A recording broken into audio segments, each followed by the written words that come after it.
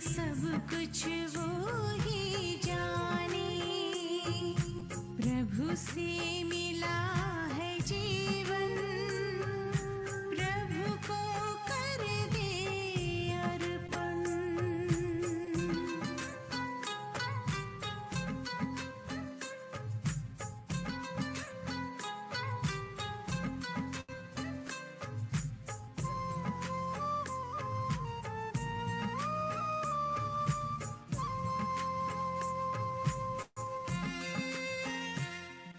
जहाँ जहाँ कदम पड़ते हैं, साथ साथ वो चलते हैं, कहीं कुछ गलत ना हो जाए, इशारे हमको करते हैं।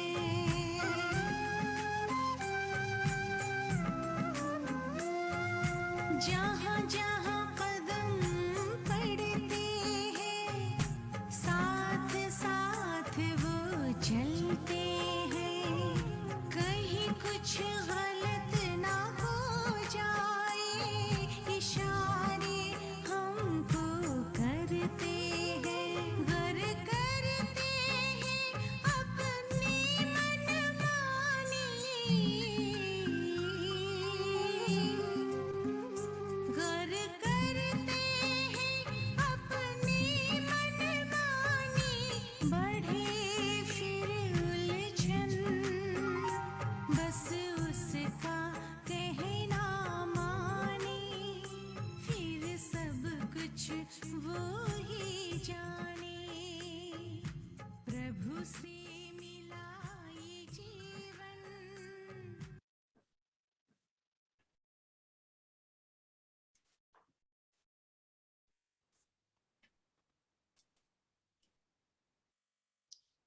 Om Shanti, Sister Jayanti.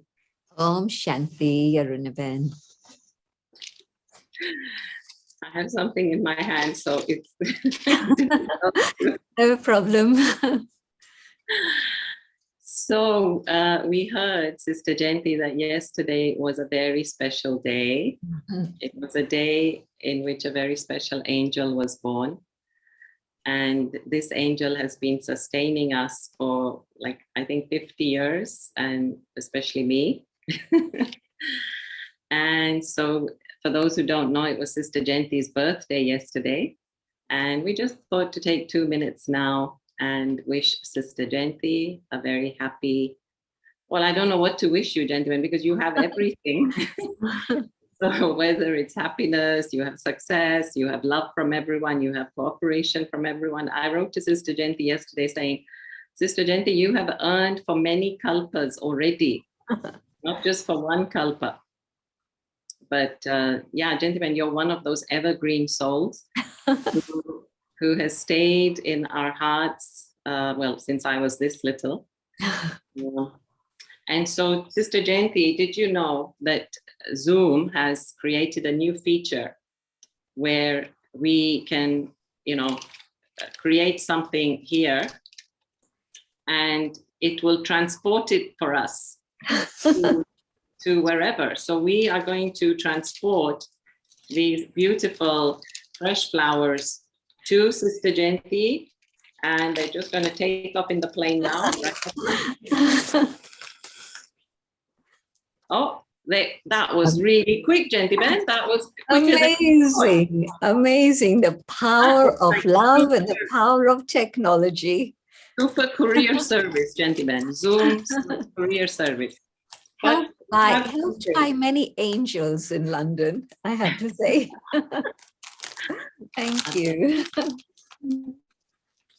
Just 1 minute, we'll play the song, Sister Jayanti. Happy birthday to you. Happy birthday to you. Happy birthday to Sunita. Happy birthday to you. Thank you. Many, many thanks. Thank you, Sister Jayanti. So yeah, we love to hear from you now. Well, it's very appropriate because Yesterday, Baba talked about giving congratulations, congratulations, congratulations all the time. And so this was perhaps very much part of that scene of congratulations. And so, yes, when we give congratulations, let there be just a huge amount of love filled with that. And I think you just demonstrated a little part of Baba's Murli from yesterday. And of course, it was the end of the year. And Baba has a way of making everything into a big package that's connected all together. And so, yes, the meeting of the children with Baba is a sangam, the meeting together, the confluence, and then the meeting in sangam and sangam itself, the kalpa, is a very beautiful opportunity of all attainments and self-transformation. And then the confluence of the 2 years, 1 year ending and the next year beginning. And so that too, an inspiration for transformation. And Baba took up this whole subject of let there be nothing but congratulations, congratulations, congratulations, from us to Baba, from Baba to us, from us to each other.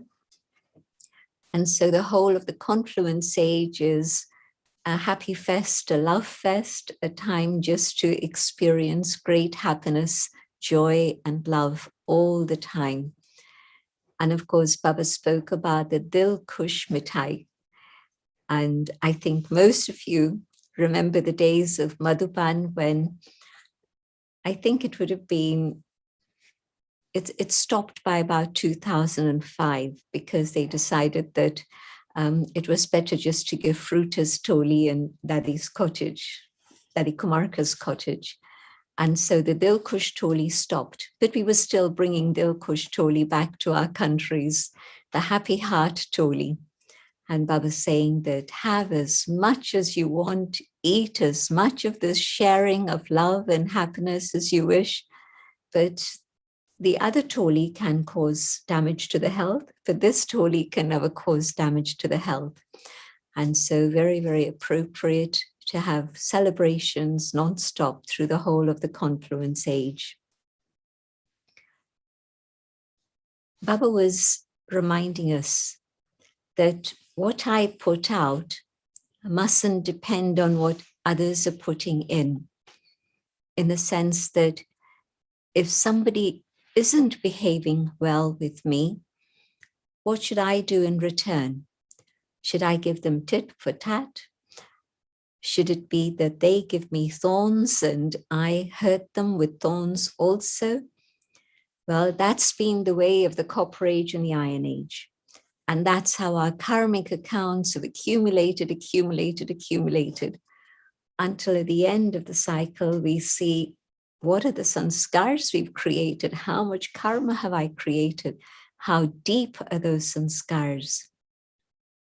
And so now it has to be a different process.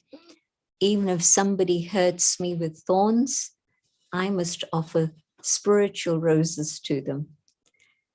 And Baba gave another very interesting explanation for what's going on. When another person is saying things that are out of line, they're influenced by something negative. Do I also want to be influenced by that negativity and return the same in kind?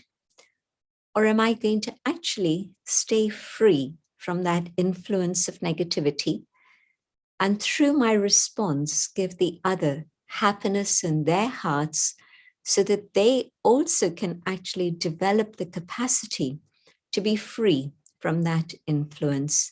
But certainly I mustn't allow myself to be influenced and react in that same way. And so it was a very, very big lesson that Baba was teaching us.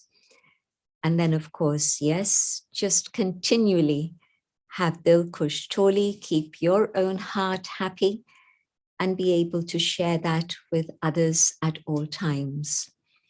And of course, in order to be able to do that, I need to have a very clean heart. then that clean heart can have nothing but good wishes and pure feelings for all. Doesn't matter whether I know them or I don't know them. Doesn't matter whether they're in knowledge or not in knowledge. Am I going to become a jnani without jnana, fall into the state of ignorance because of the behavior of somebody else who isn't in a state of that truth and reality and wisdom? And so let me maintain my own inner state in a very stable way of happiness. And I'm seeing how relevant that is today in terms of all the news we're getting. I mean, just today, the news I got from India was that two very senior people, one of the main instruments in Bangalore, and Bangalore is huge, and you all know about a high-tech city. So this Sister Padma, just passed away a few hours ago. And also in Delhi, one of the suburbs of Delhi, another very, very powerful brother, somebody whose name perhaps you don't know, but he actually was part of that couple that had a marriage of purity. And he had been requested by Baba to marry this Kumari who was in bondage so that she could be free from bondage. So he also passed away. And again, I had known him for decades, right from pre-Gyan years. I remember going to Delhi when I was very little and going to their center, and it was beautiful to see them. Anyway, so every day souls are flying, flying, flying. And what am I going to do? Am I going to become unhappy, distressed, or am I going to be able to maintain my own inner stage in which there's going to be that inner joy that can give strength and comfort to others? I'm not laughing at anyone. I'm not laughing at somebody's sorrow, but I do have that inner power so that then I can give them comfort. I don't have to cry with them. That's not empathy. But also, I'm not so detached that I'm going to ignore them, but I'm detached enough not to be influenced by sorrow and thereby reach out to them to bring them closer to God, to give them those good wishes and pure feelings so that they also come closer to God and find that inner comfort. So I need to eat that dil kush toli every morning to make sure that I begin the day with a happy heart. And Baba was very focused on this idea of becoming like the Father, because this is what the Father does. The Father has nothing but good wishes for absolutely every single soul. Can I do the same? More detail of that in a minute. But Baba explained why it is he wants us to become equal to the Father, like the Father. And Baba was talking about both fathers this time very explicitly. If I'm with the Father now, and I'm making effort to be soul conscious, that point of light, that detached stage, detached from the body, detached from everyone, detached from the things, then in that inner state of detachment and my original eternal stage, the incorporeal soul is like the Father. Then in the final moment, I can be with the Father and journey home with him. And of course, Baba in the past several Murlis has been telling us the difference between being with the Father or behind the Father as part of the procession following the bride and bridegroom. So do I want to follow behind and be part of that procession?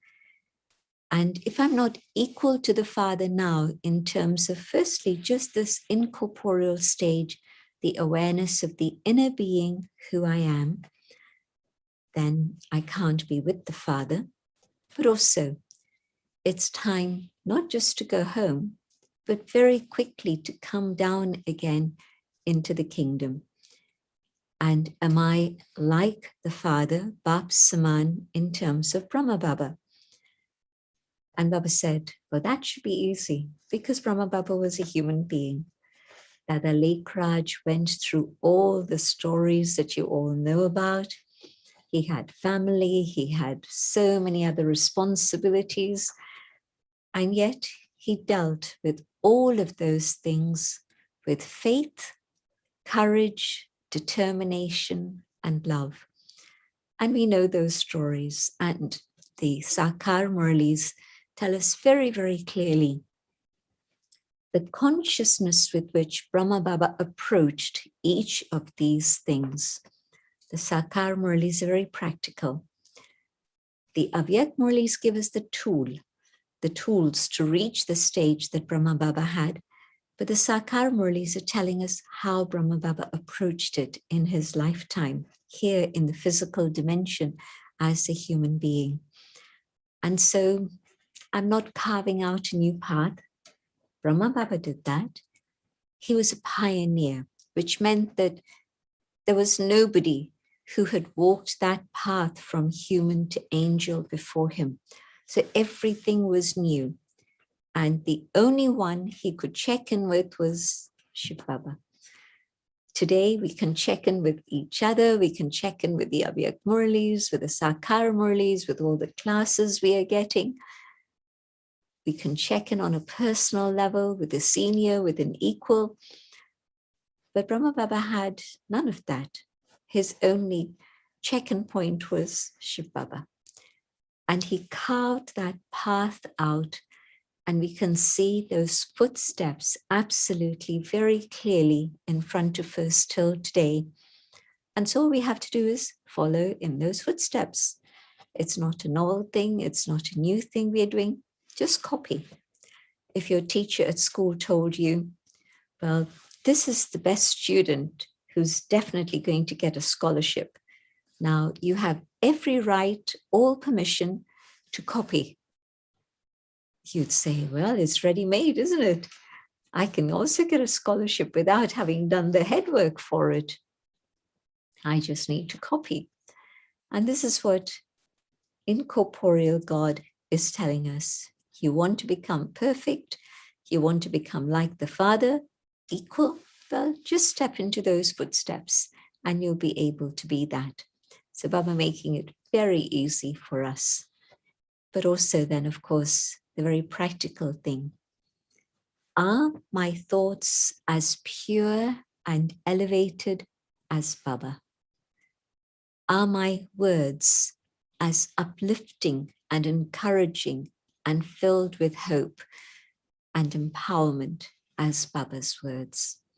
Are my actions as kind and compassionate and as giving? Baba reminded us of this translation of this word, Devta, Dene Wala, the one who's able to give and give and give, no expectations of anything in return. Why? Because it's a natural state of the soul to be giving. And so all I'm doing is emerging that original sanskar of being the bestower, of being the child of the one who is the bestower, the child of the one who constantly gives and seeks nothing in return. And so that's all I have to remember. What is it that I'm giving? I'm just giving my pure thoughts and good wishes. I'm just giving my words of absolute encouragement. I'm just doing what I can in terms of my actions. But that'll make me a Devta, the one who's able to give. And that'll give me the possibility of going home with both fathers and then coming down very quickly with Brahma Baba. So Baba's given us the formula of how to be able to be close now, so that through every birth I can be close to Brahma Baba. Just imagine if today you had the opportunity of being close to the daddies. You would say, wonderful. If I had a day with them. That would be amazing. But with Baba, you can actually be with both Babas all the time, if that is your choice. If your choice is to be here and there and doing things with others, that's also fine, it's your choice. But if your choice is to be with incorporeal Baba and the angel perfect Brahma Baba, you can choose to do that. And this is the way. And very interesting point that Baba made. When something is completely brand new, it has a different sparkle. You start using it, even for a little while, then it's no longer new. By now, it's a little bit used, and yes, it's still gleaming, but it's a little bit used. Very, very different. If you've ever stepped into a newly built house, just imagine what it's like if you haven't. And if you have, then immerse that in your memory.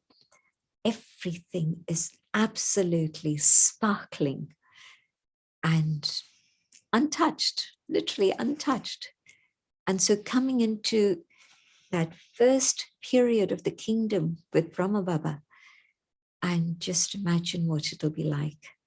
Krishna is born, the birds are singing, the trees are glowing, everyone's faces are sparkling, the sun is shining, but without causing any heat, just very, very beautiful scene.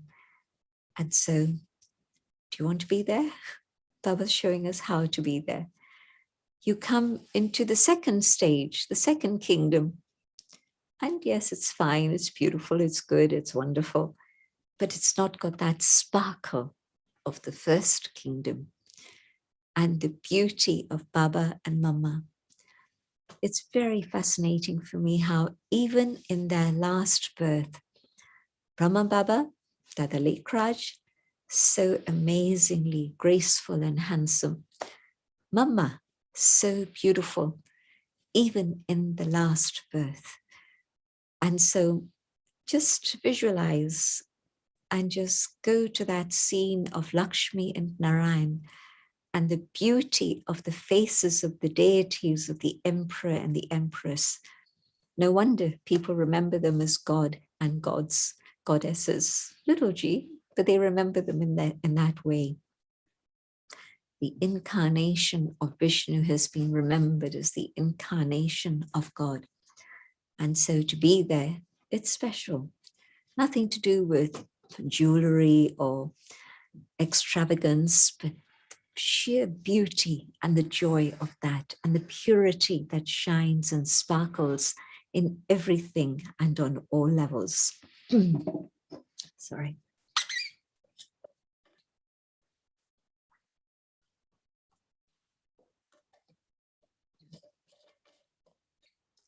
So Baba also reminding us of the year 88, 87, it was the end of 87, and 88 is just about to begin. We often speak about the 8 armed Shaktis, the 8 jewels, the 8 kingdoms of the first dynasty. So different aspects of 888. And Baba saying it has to be a special year. And it was a very special year. It was a year when we launched Global Cooperation for a Better World from the Houses of Parliament in London in April. And the project went on to success in every country, in which 120 plus countries participated in that. That was, we didn't have centers in that number of countries. We had centers in only half, but Baba made it happen. And so some of the Murlis of the early 87 period, and Baba gave a lot of blessings to that project. And it was really the first international project that India and foreign lands worked on together in a very, very powerful way. So Bab Saman, who became Bab Saman? Well, it was certainly an inspiration in a very practical way for the Dadis to become Bab Saman. And at that time, I think I took on board all the things that Baba had said about cooperation and so on. And there were beautiful Murlis all about that. But I don't think I took it on board to think that I could be Bab Saman. And yet today, I'm just remembering the fact that all the daddies have flown up except one. And so from Baba, the mantle came to the daddies, and from the mantle of the daddies, it's come to all of us. And yes, now Baba is speaking to us that it is time to go home. It is time to have souls liberated from their sorrow. On the one side, India is struggling with COVID. On the other side, I just saw a couple of short video clips of the storms that have hit the coastline of Gujarat and also down below in Kerala. The wind is ferocious, and the dust that's coming up in one of the villages in Gujarat is incredible. And the rain has started. And then down south, huge amount of water. And of course, human lives are threatened, property is threatened, and let's just wait and see how all that works out. But Baba had told us it wouldn't be just one thing coming, it would be many disasters coming from many directions all together. It's time for souls to be liberated from their suffering and have the inspiration to go home. Baba asked us this question: do you want to go home? And of course, for some, well, maybe Sangam Yoga is a beautiful big family. Maybe it's still time to enjoy the love that God is giving us. But no, I think after Sakar days, some thought it was time to go home then. But the Avyakt days were very beautiful too.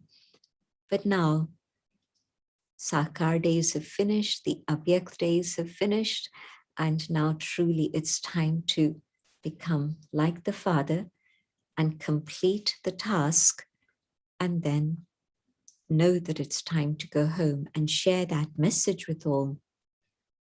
I also found it very interesting, one particular sentence from Baba. You are not life companions, but you are companions for the task. Big difference. And so, yes, you're my companion today, but tomorrow it may be somebody else who's my companion. Can I have that same feeling of synchronicity as I do with you? Well, Baba would want that. Why? Because whoever is the next person who's going to be involved in the task, I don't know, but I should be able to welcome them with an open heart and work with them so that then the task can be completed. Baba said Baba's been waiting for us a long time. And it is a very long time that Baba has waited. To be precise, Baba has waited 52 plus years. It's a long, long time to wait. And the conditions of the world are such that they are moving very fast, especially when I heard the news of the cyclone and the statistics that this might involve. Watch the drama. And of course, we are seeing crazy things in the Middle East also. So it's not just COVID, it's human affairs. It's also natural disasters coming from here and there and everywhere. So I have to prepare to go home with the incorporeal Father, but also be ready to come down with Father Brahma, so that when he is in that pure state, I can enjoy being there. And then when he becomes a worshipper, I'm very happy to be with him in that stage too, because at the copper age, that purity of bhakti is also very beautiful. It's a time in which that which was missing from the golden and silver ages, you know how when you have the yin and yang symbol, where there's white, there's a patch of black. And where there's black, there's a patch of white. And so in that patch of white, the dark bit that's there is actually that we don't remember God at all.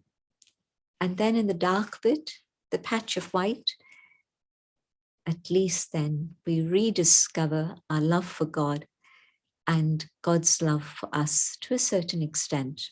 And then, of course, my devotion is an expression of that. And I finally come to that point when Baba pulls me out of Kali Yuga and brings me into Sangam Yuga and showers me with all the treasures and attainments that he is at the moment. So what am I preparing for? Am I preparing for this period when it's going to be time to go very quickly?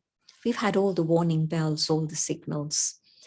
I don't think there's more warning bells that are going to come.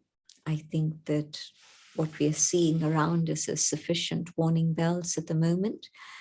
And so my time to settle everything very, very quickly. And of course, Baba again explaining in an amazingly graphic way the whole story of smoke versus blessings. And the two Hindi words are so close together that I'm still getting people give me interpretations of that. And so there's dua, which is blessings, and dua, which is smoke. And some of you know this already, but those of you who don't worry too much about it. But it's very interesting that these two words are so close, and Baba picked up on that. And Baba's saying that Baba was actually seeing a difference between the Jnani souls, the enlightened souls, and the souls without Gyan. And especially those who have wealth and riches, the materialism, the factories, the industries, and the smoke that they belch out, and the comparison with human beings, and the smoke that comes out, the negativity that comes out from human beings today. Baba mentioned two things specifically: jealousy and dislike. Dislike in a very gross way, maybe even hatred. The word Baba was using is akin to hatred, but dislike to that extent. And of course, it's not just the chimneys that are belching out the smoke, but these eyes can radiate everything, good and not so good. And so the smoke coming out of the eyes of an angry person. Have you ever experienced that?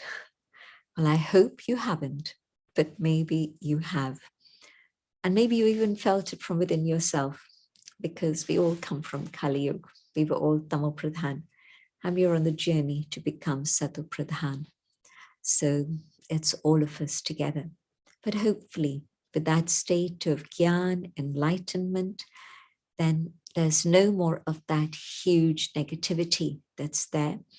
Not even the smoke of the big fire, but the blessings and the embodiment of being an angel, the one who's able to give blessings to all times, at every moment, to every soul. Baba was very particular in underlining this. Every soul at all times, anywhere, whoever. So what is my reaction to people? Is it that big, open, generous heart like Baba, just giving them blessings that they should come closer to God? Because that's what is the angel. The angel is the messenger, the one who's able to bring souls closer to God. And so do I have that sense of feeling for absolutely everyone? When I'm sitting in my room in yoga, yes, it's easy to give blessings to the whole world. Just be up above and Mansa Seva, like we did yesterday in World Meditation Hour, with Baba, being able to give all good wishes and peace and faith and hope to all souls everywhere. But when I think about my neighbor, and my neighbor makes noises late at night. I can hear them banging around in their house. Or I remember in one particular country, it wasn't even next door. We were there for COP, and across the road, a party started at about 10 o'clock at night. And I thought maybe by 1 o'clock it would be over. It went on till 6 a.m. So we had amazing Amrit Vela at 4 o'clock with this noise of the party going on. And then 6 a.m. we'd gather together for our next meditation in Murli. And then it was taxis arriving and goodbyes being said with a lot of love and joy at the top of people's voices. And then after 6, they went home from their party and we were left to be in peace. So can I give good wishes and love to my neighbors, even if they do things like this, not just once, but all the time? So whatever it is, maybe it's not noise, maybe it's other irritating things. There's a whole list of things that can cause irritation. But whatever it is that's irritating me about my neighbor, can I become the angel and not allow that angelic stage to change, but to be stable in that angel stage, and with Baba, give good wishes and love, because everybody needs those at the moment. Whatever else is going on, that's the need of this moment of time, but not just now. It's going to carry on until it's time for all souls to recognize Baba and to go home. So this is the rehearsal, the practice, but I need to refine my practice very, very fast so that at that moment of need, I am there for others, able to serve them in that way. And so definitely no smoke of the vices, but also as a child, maybe you tried lighting a fire and you didn't know about making sure that all the twigs and the leaves were completely dry. Maybe there was a little bit of a damp leaf, a little bit of a damp twig or something, and you started lighting that fire. And what happened? Well, you got a lot of smoke, but you didn't actually get a fire. Or maybe you got a sort of half fire, but a lot more smoke. And so Baba's saying that don't let there be waste thoughts, because that's like the smoke from a fire that's not been properly lit. And so definitely no vices, so no smoke that's heavy and horrible, but definitely no waste thoughts either. And so that stage of the angel, no waste thoughts, no ordinary thoughts, only pure elevated thoughts, so that then, yes, truly you can be the one that's able to have good wishes for all, pure thoughts for all. And then Baba took it again on a very practical level. I see something that's not right. I hear something that's not right. Am I going to start thinking waste about that? And if I'm thinking waste, I'm definitely going to speak about it. And maybe I'll speak to one person. But that one person is for sure going to speak to one more. And so Baba called it a rosary, from one to one to one to one to one. And it's become an atmosphere that has been created. The atmosphere is now heavy. It's not pleasant. It's filled with waste. That's not what I want to do.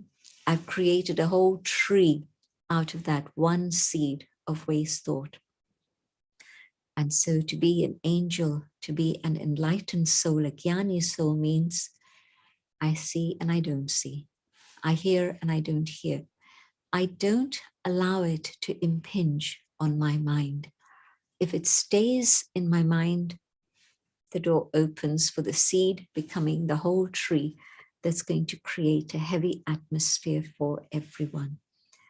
And so definitely to be able to go beyond all of that and to put an end to waste.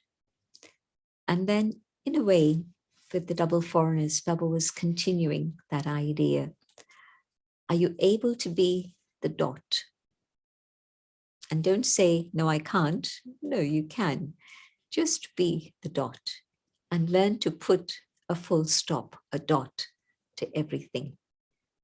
The essence of knowledge is contained within the dot. Beautiful expression from Baba. And so very easy. How difficult is it to remember a dot? It isn't. It's easy. How easy is it to put a dot on paper? Just put it, that's it. Don't have to do anything very much. And so easy Raj Yoga. And it reminds me that when I think something is difficult, it becomes that. But my own thoughts have changed something that was very tiny and made it into a big mountain. So now I have to think, well, how am I going to climb this mountain? But even if something's difficult, if I come back to the essence of soul and God, and then look at what's happening, it's actually quite insignificant. In the whole scheme of things of the confluence age, what I'm facing now is not difficult. It's very easy. It's actually very minor. So I can either magnify things or I can minimize things. And today's world likes minimalists. And so let me be able to minimize and come back to the essence so that I'm able to take power from the supreme dot. And then I'll have the ability to use that in my life. And Sangam Yuga will be as it should be.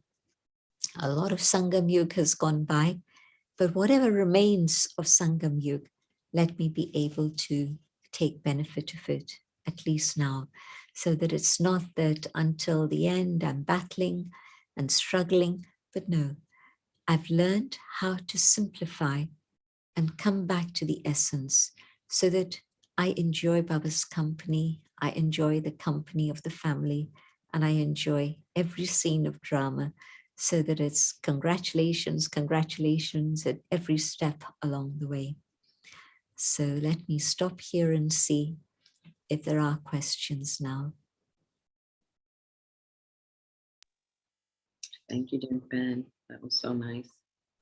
So, Gentleman, would you say that this is the end? And also, Gentlemen, there are two forms of thought or two classes of groups of people. So some feel it's the end, so just carry on what you're doing. And there's another group that says it's the end, so let's just sit in meditation.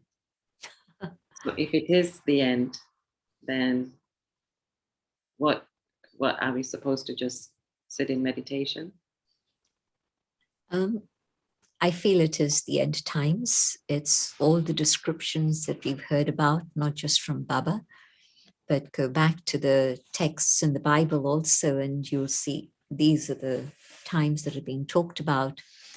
The messages that we had from Baba over the last period, I think it was from October that we started getting Avyakt messages from Baba via Moini Ben, via Shashi Ben and Vedanti Ben. The messages for me were underlining the fact that it's not close down shop and just sit and meditate. But Baba seemed to be emphasizing the need to keep Baba with the self at all times. The task of giving Baba's message to the world hasn't been completed. But more than that, I still haven't got my relationships sorted out. A very important passage in the Murli, actually, that's coming to mind now. Just as when people remember Baba, they feel happy and they feel like dancing and singing God's praise. In the same way, when they remember a Brahmin, any Brahmin from the Brahmin family, they should feel that same inner joy, and they should feel that, yes, I have benefited from this company. And so are the quality of my relationships, such as Baba spoke about. The Murli is the mirror. So what does it look like in the mirror? Is it what Baba's talking about? It's also the time to establish my sanskars for Satyug. And by that I mean the quality of my sanskars manifest in relationships should actually be able to show to others what Satyug will be like. And so have I done that? And that's not going to happen just by sitting in yoga. Absolutely, I need yoga, no question about that.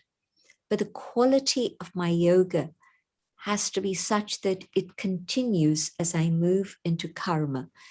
And then my karma is going to reveal to what extent my sanskars have changed. Sitting in a corner meditating, and I know many people have started that already. It's not that they're waiting to hear my answer to begin it. Those who want to do it have started. But I have a question for them. How do you know that your sanskars are changing? You're not coming into action. You don't know what it's like. It's only when you come onto the field of action and into relationships, whether with the Brahmin family or your Lokik family, that you're actually given the proof to what extent you have changed. So I think we have to continue to be on the field of action. Baba hasn't said shut down shop. That will happen at some point, and it will happen automatically, suddenly. Yes, Genevieve. And also everyone's karmic accounts will intensify, sanskars will intensify, right? So it's almost like we have to do double the yoga, really, to deal with all that. And also people are saying the energy of the planet is very, very low. And so that doesn't help in our joy, enthusiasm, health. Sure, it's the time of Saturn. It's the time when the planets have an inauspicious darkness and heaviness about them. So yes, that's also true. But again, that's what Baba told us. The end of Kali Yuga is going to be like that. But this is exactly the time when I need to prove how Baba is protecting me, and Baba is ready to protect all others who come to him, and Baba's waiting for us to go home. So all the horrible things are going to carry on and more and more and more intense. But my connection with Baba has to be such that it's not even 4 hours a day, but it's a steady connection in which my first contact in every situation is Baba. You know, when something happens, who's the first person you think about calling? Now, that will tell you where your attachments are. Or is it that something happens and I instantly think Baba? And I can feel Baba's presence, I can feel Baba's help. So that's not going to happen in the final moments if today I've got others roaming around in my intellect. But today, when I've cleaned out my intellect and I have Baba with me at all times, then I know that in that moment of need, it'll be Baba that comes to my mind, and Baba will be there waiting for me, available for me, so that Baba can help me at that moment of need. Mm. And also Baba had said in Avyakt Murli, those who follow Srimad will be protected. So Srimad is saying, be so conscious. Srimad is saying, keep me with you all the time. Yeah.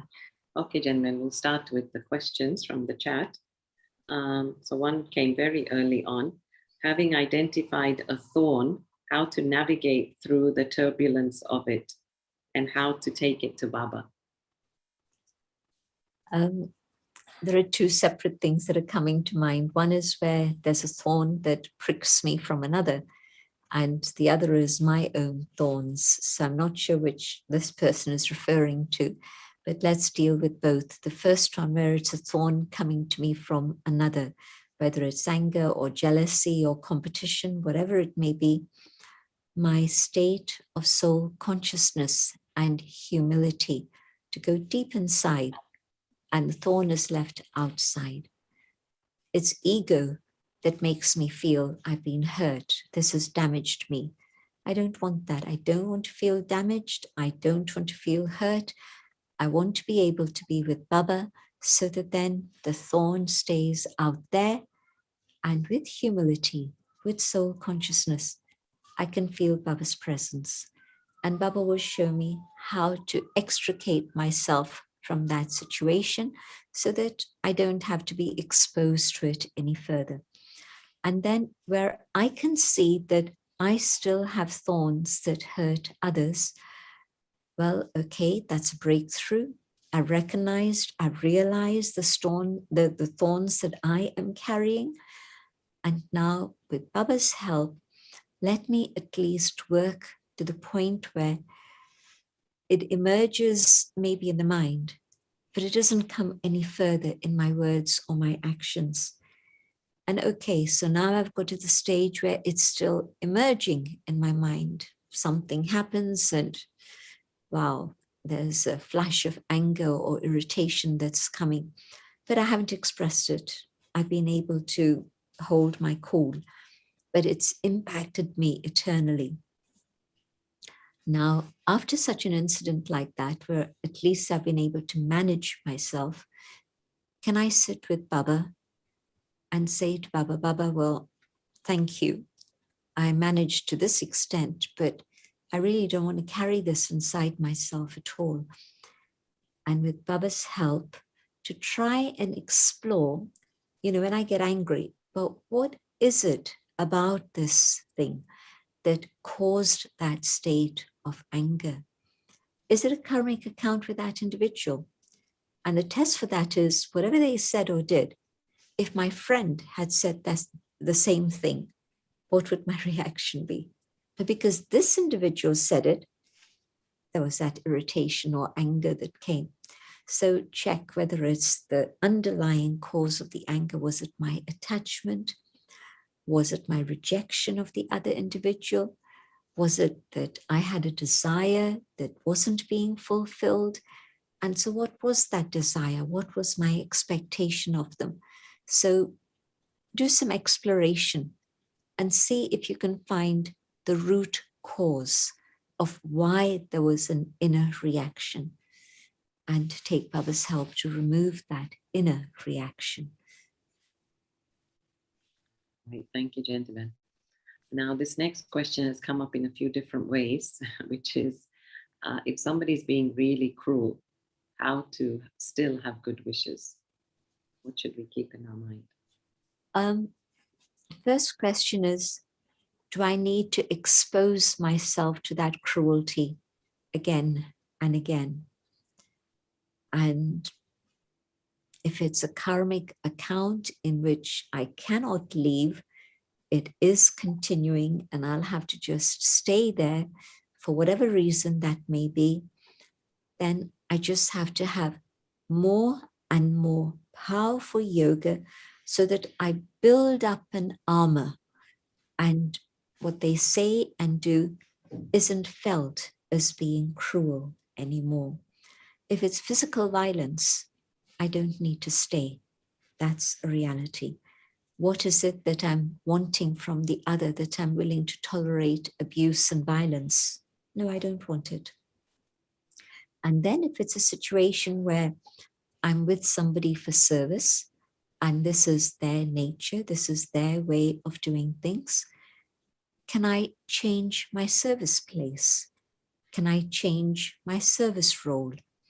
But if I can't protect myself and transform my own inner feelings so that I don't see it as cruelty anymore, I'm able to take a step up and I'm able to have compassion for them because they're down here.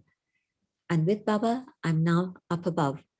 And so with Baba up above, I'm not impacted by their cruelty at all, then I can have compassion. But at the moment that I'm feeling, oh, this is awful, this is cruel, and really it's causing me such pain, to change from that to compassion is a hard one.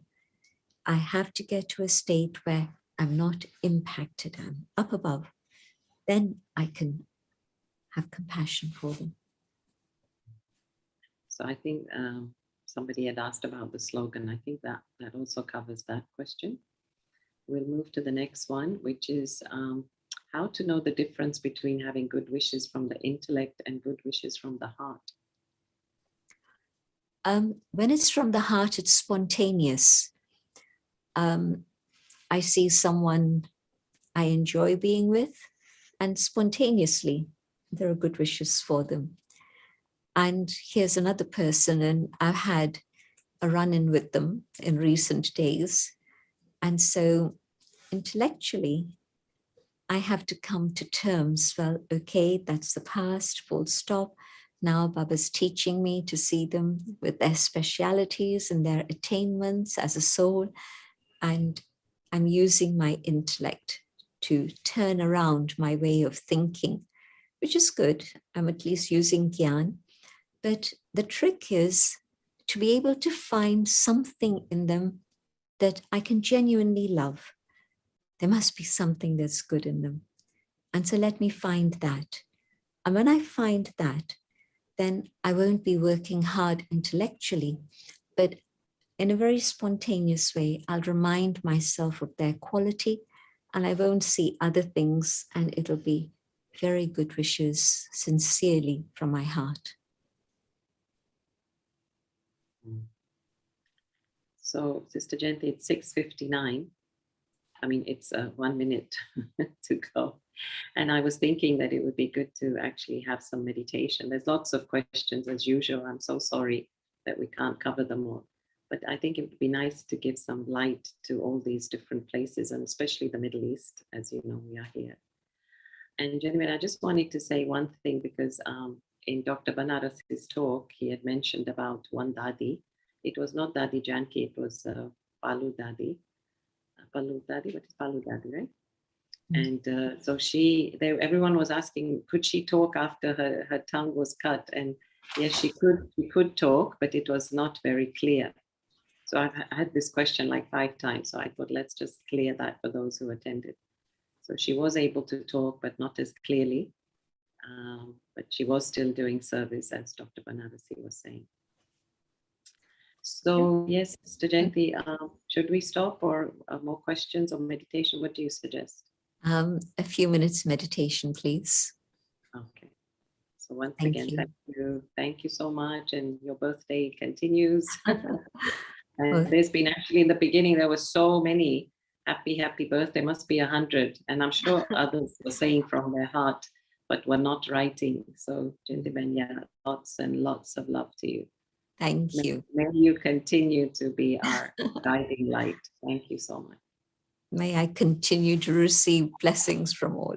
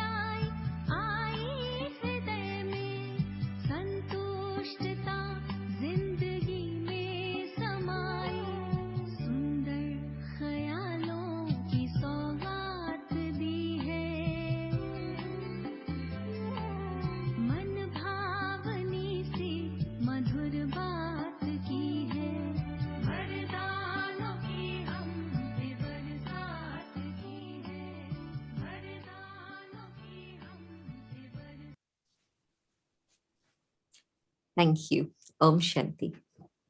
Lots of thanks from everyone, Sister Jayanti. My thanks to everyone.